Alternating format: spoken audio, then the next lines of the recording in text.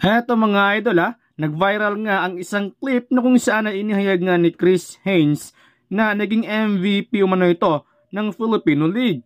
Pero agad naman siyang binara ni Charles Barkley na no disrespect, pero ilang mga Filipino na nga ba ang nakapasok sa NBA? Ang punto niya dito ay yung mga pure Filipino blood talaga.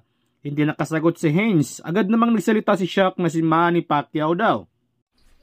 What's my average? Oh, I was the MVP in the Filipino league that I'm in here, and I said on my podcast, I'm not Filipino, but I'm a guest.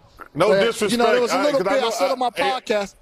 I know I'm gonna get in trouble to answer this question. How many Filipinos been drafted into the NBA? I'm just asking a question, man. Hey, Chris, sorry I brought it up, man. All right. Enjoy the game. That's okay, EJ. That's enough. I know his Filipino name, too. What's the Filipino name? Manny Pacquiao. Oh, you're right, Manny Pacquiao. Manny Pacquiao was nice at basketball. You can laugh, Ernie. You can laugh, Ernie.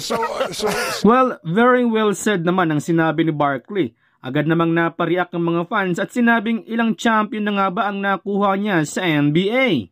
May mga Filipino players na tayo sa NBA tulad ni Jalen Green at Jordan Clarkson. Yun nga lang talaga, ang punto lang talaga ni Charles Barkley dito ay yung mga pure Filipino talaga na dito lumalaki. Samantala, tuloy-tuloy pa rin ang pagdomina ni Kai Sotto sa Japan B-League. Well, sa kabila ng sunod-sunod na pagkatalo ng Yokohama, ay muling pinatunayan ni Cabayan na handa siyang makipagsabayan sa ibang mga imports. While sa huling laban ng Yokohama kontra Mikawa Seahorses ay nakapagtala nga ito ng 11 points, 11 rebounds at 1 monster block. So far, naging maganda na ang mga stats ni Cabayan sa Yokohama. Yun nga lang talaga ay kinulang ang Yokohama sa suporta ng ibang import.